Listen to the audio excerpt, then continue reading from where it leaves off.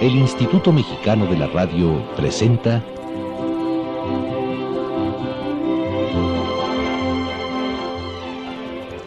Fantasías en Carrusel.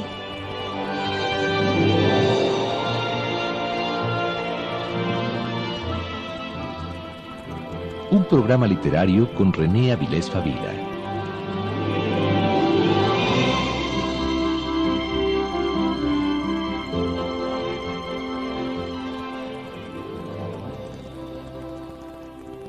Mauki.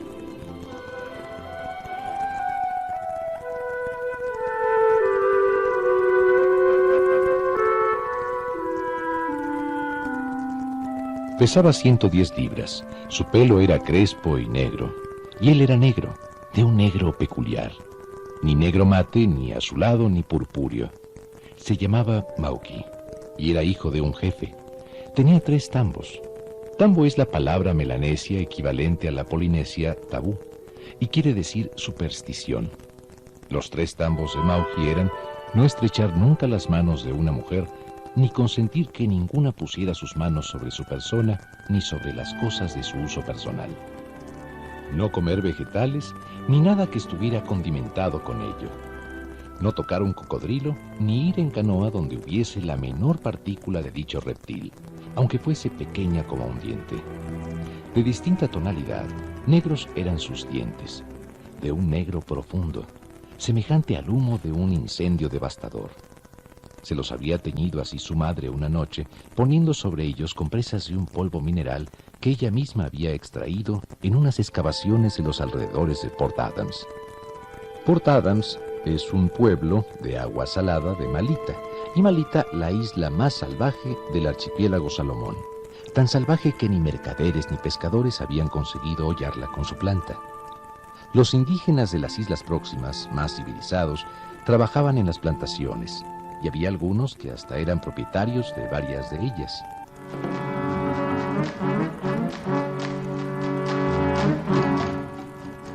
Mauki tenía agujereadas las orejas, en las que llevaba colgadas pipas de escayola. Poseía también una navaja de bolsillo, que guardaba cuidadosamente entre su pelo, que le servía como de vaina. El más preciado de sus tesoros era el asa de una taza de porcelana china, la cual, engarzada en una anilla de concha, atravesaba y pendía del cartílago de su nariz. Hacía grandes esfuerzos para embellecerse y tenía una cara agradable, en realidad bonita. Y dentro de su raza melanesia no cabía duda de que era extraordinariamente bella. Su única falta era que no tenía fuerza. Era sumamente afeminado, delicadas sus facciones, pequeña su boca y leve su barbilla. En sus ojos solo alguna vez se veían destellos de energía y fuerzas ocultas que pugnaban por ponerse de manifiesto.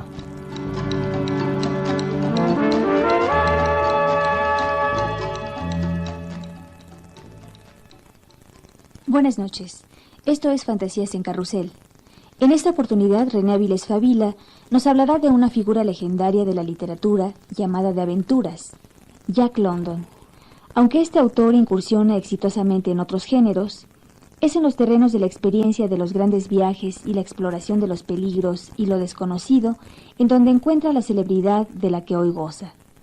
London se interna con su narrativa en selvas, junglas, estepas, mares y nieves, sin las deformaciones del antropólogo, pero con la curiosidad y ambición del aventurero.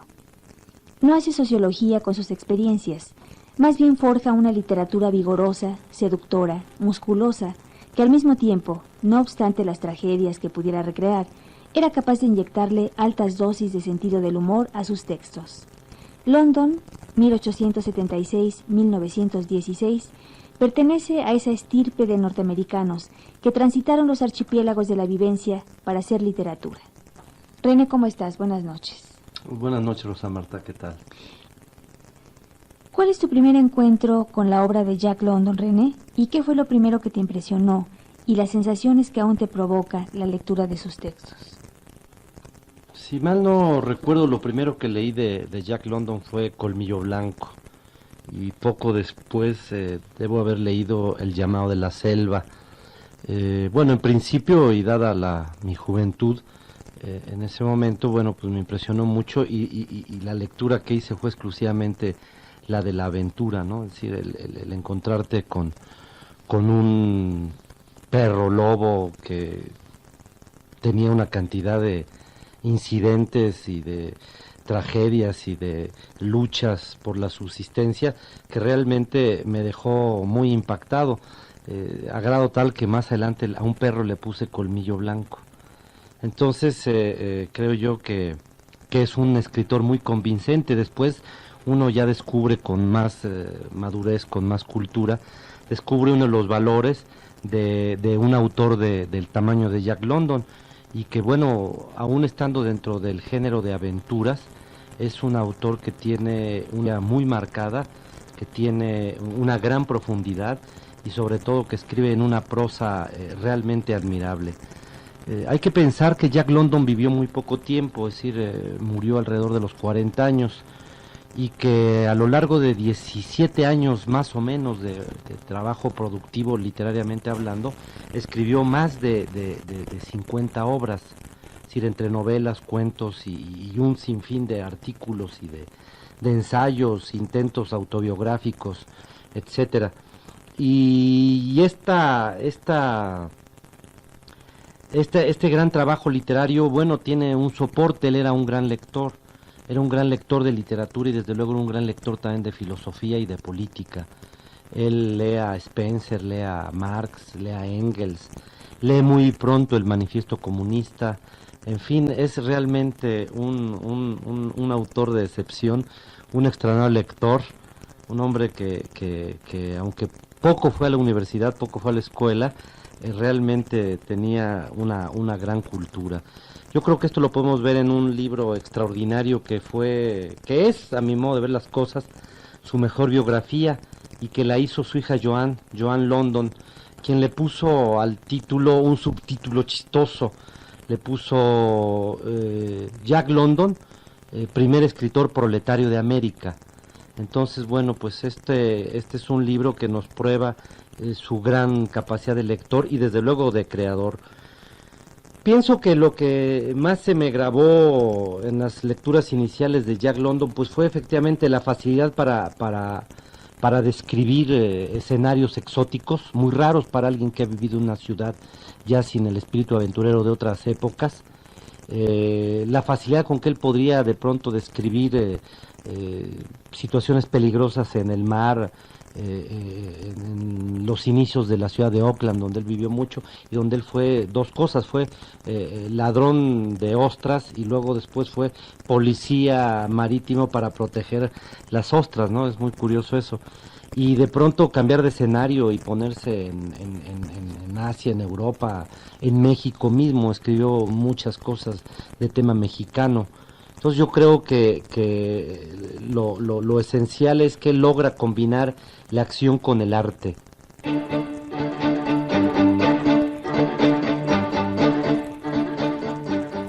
Mauky, hijo del jefe de un pueblecito próximo a Port Adams, era casi anfibio. Conocía perfectamente la vida de los peces y de las ostras. Las rocas y peñascos de la costa no tenían secretos para él. A los 8 años fue robado por los indígenas del interior. Fue esclavo de Fanfoa, que era el reyezuelo de las aldehuelas allí diseminadas. Cuando Mauky llegó a los 17 años, se le acabó a Fanfoa su provisión de tabaco. Fue entonces cuando decidió vender a Mauky a los barcos que venían a reclutar gente, pidiendo por el concepto de adelanto una caja de tabaco, cuchillos, hachas, telas y cuentas de vidrio. Todo lo cual lo pagaría Mauky con la prestación de su trabajo personal en las plantaciones. Mauky estaba muerto de miedo cuando fue conducido a bordo. Era una res llevada al matadero. Los hombres blancos eran seres feroces para él. Además tenían unos rifles infernales que disparaban muchos tiros seguidos y no dejaban tiempo para defenderse. Mauky había oído contar que un hombre blanco tenía poder tan grande que podía quitarse y ponerse los dientes a voluntad.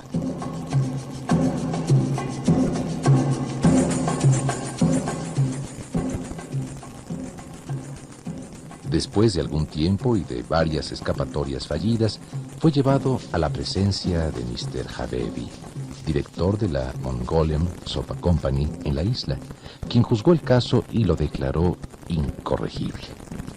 Lo tendremos que enviar a Lord Howe.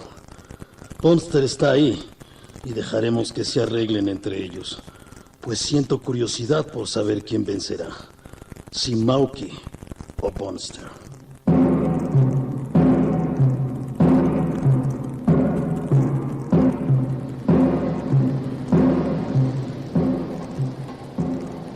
Lord Howe es una circunferencia de tierra sobre una base de coral. Está a 150 millas de Merinch Lagoon, en la isla Isabel. Es una isla solitaria, primitiva y aislada, y sus habitantes y su idioma son polinesios. Max Bunster era el único blanco que habitaba la isla y hacía comercio en ella. Era un alemán muy corpulento y con el cerebro algo trastornado, provocador y cobarde. Sus brutalidades eran traicioneras y ruines. Era el terror de los habitantes, y hasta los animales huían al advertir su presencia. A Lord Howe fue a parar el pobre Mauki, con la obligación de trabajar con Bunster durante 8 años y medio.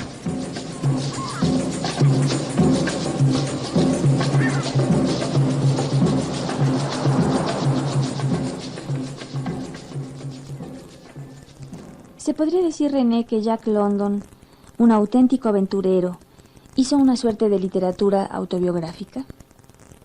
Pues sí, realmente casi todo lo que escribió se basa en su experiencia personal, es decir, incluso hasta Colmillo Blanco, aunque él no sea un perro, evidentemente habla de sus experiencias en la vieja Alaska. Pero esto creo yo que no es exclusivamente lo que determina su éxito, es parte de su éxito. Es decir, creo que también es la manera en que narra las cosas, porque si volvemos a lo mismo, si un novelista es capaz de contar sus aventuras con corrección, bueno, pues es un simple contador de historias. Pero en el caso de Jack London es mucho más, uno de los pilares de la literatura norteamericana. Yo creo que él, Bret Harte y Mark Twain son los creadores realmente de lo que es la novela o la literatura propiamente norteamericana. No son desde luego los únicos, hay muchísimos más y quizás más importantes, como lo puede ser Edgar Allan Poe. Lo que ocurre es que él le da las características propias de Estados Unidos, un lenguaje, una personalidad. En fin, es Estados Unidos. En Poe o en algunos otros como Washington Irving hay una presencia europea muy fuerte, en él no. Entonces por eso creo yo que es interesante, pero yo creo que es la filosofía personal de Jack London lo que también nos hace amarlo, nos hace quererlo, nos hace gustar de sus libros y de las películas que se han hecho sobre sus libros, que son una infinidad, ¿no? Realmente es un autor muy llevado al cine y que siempre es el hombre enfrentado a la adversidad, es decir, el hombre a la búsqueda de la libertad plena. Es decir, si te fijas, parte de su literatura ocurre en el mar o en la selva, en los grandes espacios. Es decir, no es una literatura de claustro, es una literatura de grandes espacios, y es esto lo que nos da una sensación de libertad. Yo creo que en ese sentido Hemingway es muy parecido a él. Son autores que hacen una crítica feroz a la sociedad, sobre todo a la civilización. No le hace mucha gracia lo que ve como civilización. No es que quiera volver al buen salvaje de Rousseau, indudablemente que no. Él tiene una idea mucho más compleja, pero sí es obvio que no le gustan los valores establecidos y lucha contra ellos. Es sus héroes, porque son muchos héroes, una gran cantidad de personajes, son como los de Hemingway, ¿no? Siempre vencen los obstáculos o se mueren en el intento. Es decir, esto es algo muy característico, es cierto, de la literatura de aventuras, pero aquí está llevado a sus máximas consecuencias y con toda esta filosofía de enfrentarse a la adversidad.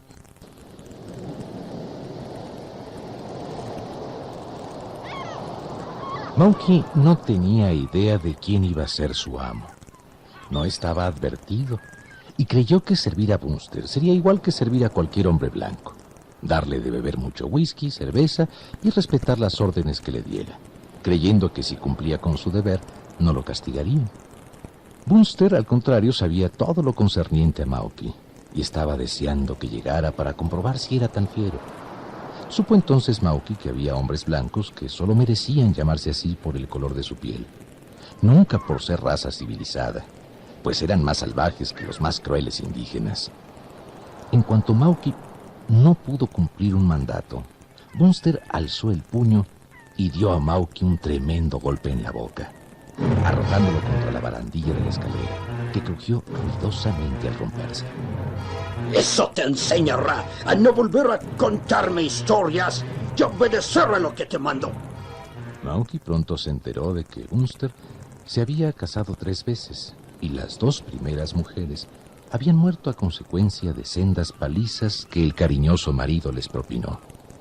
Y Mauky pudo comprobar que la tercera vivía de milagro, pues raro era el día que la pobre mujer no recibía una buena tanda de golpes.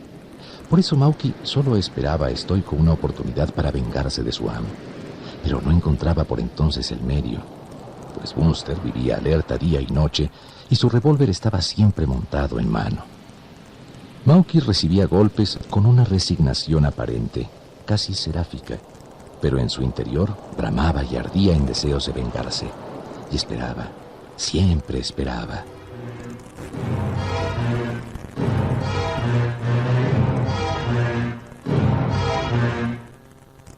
Uno de los actos favoritos de Bunster era agarrar a Mauky por el pelo y golpearlo en la cabeza contra las paredes. Otras veces aprovechaba las distracciones del muchacho y le aplicaba sobre la carne el cigarro encendido. La piel del tiburón es parecida al papel de lija, pero la piel de la mantarraya es mucho más fuerte y hace las veces de una garlopa. Bunster hizo fabricar un guante como los de friccionar, pero de piel de mantarraya, y tan pronto lo tuvo en su poder, lo estrenó con Mauky.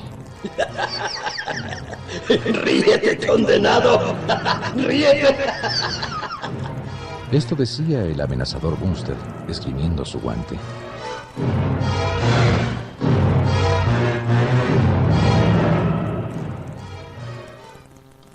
Jack London pertenece, René, a algún tipo de generación o de grupo intelectual o literario. Y otra pregunta sería, ¿con cuáles autores tendría algún tipo de interés común, de intercambio o de mutua influencia?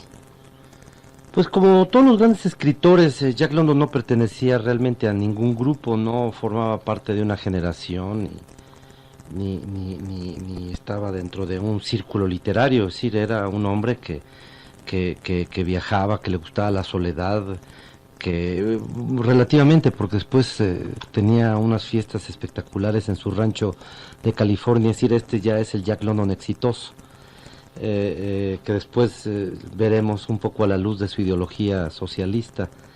Entonces es un escritor al margen de todos los demás, es decir, es un innovador y el que va a crear una escuela. Yo creo que en ese sentido él va a ser parte de un mito en la literatura norteamericana, en donde encajan perfectamente algunos antes y después, ¿no? En donde está el alcohol, la vida desordenada, los excesos, la ruptura con la sociedad, el acercamiento al peligro, y de muchas maneras se pueden entrar en esta cuestión Mark Twain, Scott Fitzgerald y también precisamente Ernest Hemingway. Entonces yo creo que sin entrar en ninguna generación, sin entrar realmente con ninguna relación inmediata, pues tiene antecedentes serios. Bueno, su literatura de aventuras tendría que ver con Dumas o con Verne o con Joseph Conrad, pero indudablemente que ya tienen la peculiaridad que les va a dar su propia experiencia, y en ese sentido él es un revolucionario literario. Es decir, trató de ser también políticamente revolucionario, pero bueno, esto es un poco más discutible.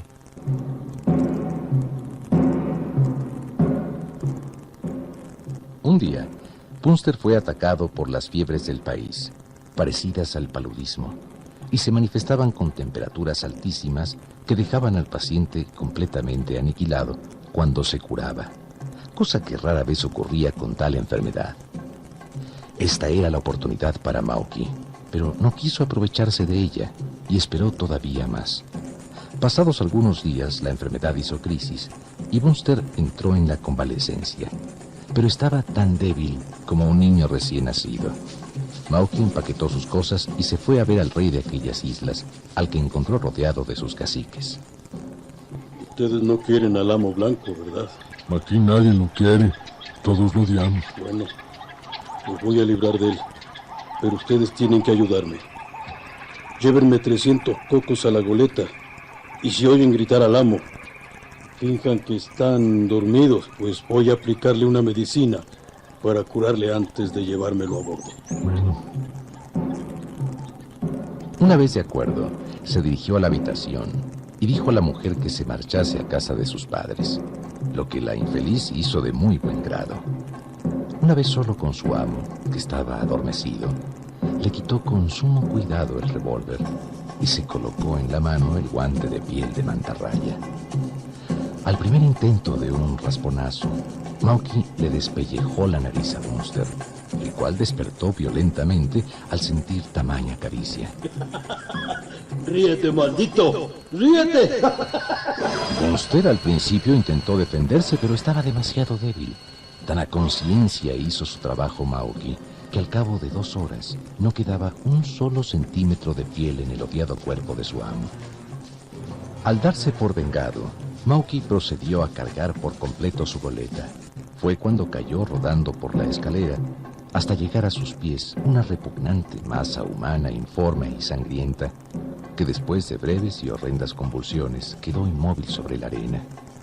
Agonizaba, y Mauki, acercando su cara a la de su amo, que estaba totalmente sangrando, le repetía pletórico de placer: ¡Ríete, maldito! ¡Ríete! Mauki tuvo acto seguido unos momentos de duda, pero inmediatamente se rehizo y, cogiendo su machete, de un solo tajo le cercenó la cabeza a Bunster. La envolvió con sumo cuidado entre unos trapos y se la llevó a bordo como quien lleva un trofeo. Luego de un pequeño viaje y siguiendo con su venganza, buscó y mató a Fanfoa, cortó la cabeza de una porción de caciques y se proclamó rey de las selvas. Pero temía más que al gobierno británico a la poderosa Mongolian Soap Company, con la cual llegó a un arreglo muy favorable. Mauki es hoy el reyezuelo más temible de los contornos salvajes. A solas, en sus interminables horas de aislamiento, después de luchas, cuando reposa, saca de un saquito una cabeza humana, perfectamente momificada, desprovista de piel en lo absoluto, la contempla largamente y en sus ojos de reflejos acerados resplandece un vivo fulgor que pregona el inmenso placer de la venganza. La cabeza es considerado talismán de la raza negra.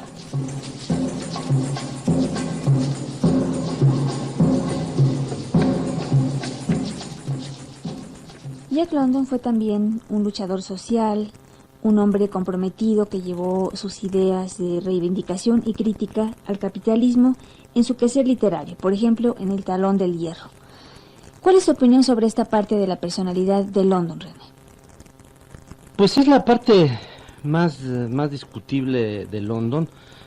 A mí me parece realmente fascinante porque también es el hombre que trata de fusionar su actividad artística con la actividad política. Él fue sin duda alguna un militante político desde muy temprana edad, es decir, tenía todas las condiciones para ello.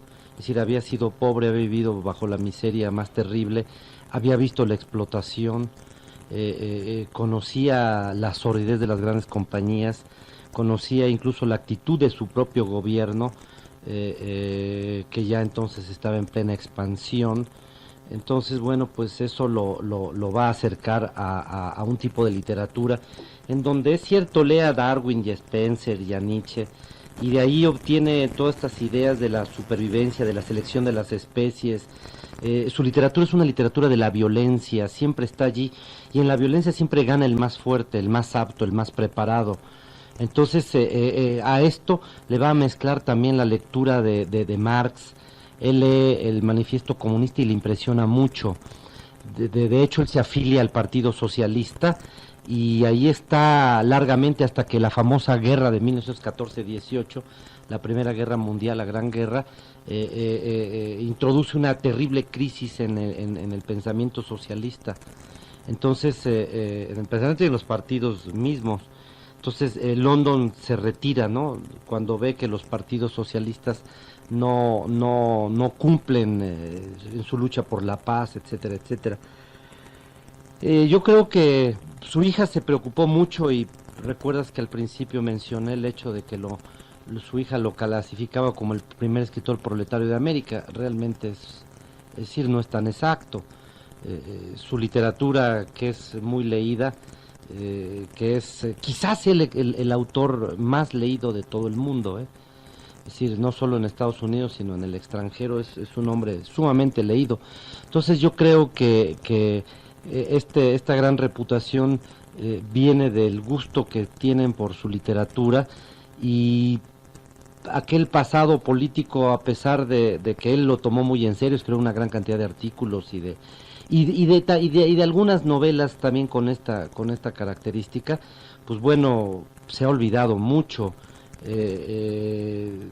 Lenin lo tomaba poco en serio como militante político. Cuentan una anécdota, ignoro si sea cierta o no, a mí me gusta repetirla, que cuando le hablaban del militante socialista que era Jack London, se sonreía pensando en el espléndido rancho que tenía en California.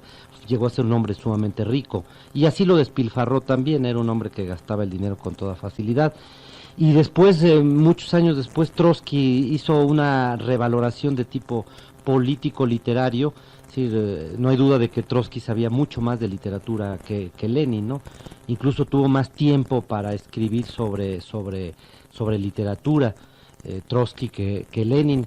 Entonces se expresó en términos muy favorables y esto también ha contribuido mucho a crear este mito del London militante político, que sí lo era, insisto, y lo tomó siempre muy en serio.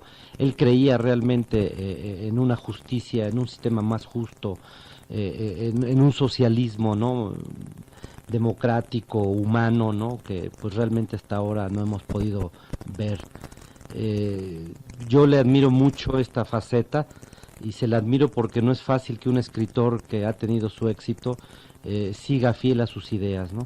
Yo creo que cuando él se suicida pues por muchas razones, porque se ha alcoholizado, porque tiene problemas de salud, pero también porque ve a su alrededor un socialismo que francamente ya en la Primera Guerra Mundial había mostrado grandes fracasos e incapacidades. Gracias, René, por tus comentarios y buenas noches. Gracias a ti, Rosa Marta, buenas noches. Por ahora solo nos queda despedirnos de nuestros escuchas, no sin antes darles una pequeña bibliografía para que puedan relacionarse más a fondo con el trabajo literario de Jack London. De entre la obra de este escritor destacan El talón del hierro, Aventura, El llamado de la selva, Colmillo blanco y Cuentos de los mares del sur, de donde se extrajeron los fragmentos que escuchamos a lo largo de la emisión. Gracias.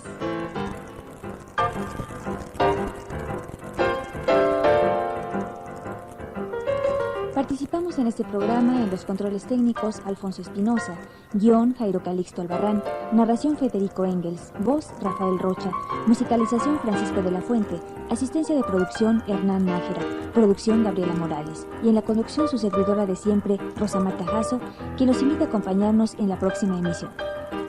Acompáñenos el próximo sábado para viajar juntos por el mundo literario de Jack Kerouac.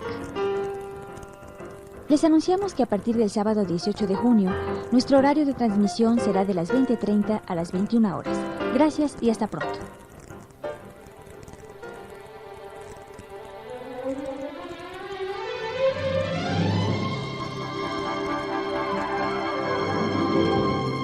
El Instituto Mexicano de la Radio presentó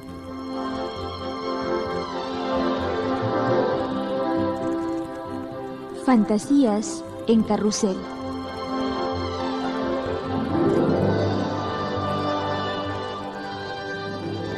un programa literario con René Avilés Favila.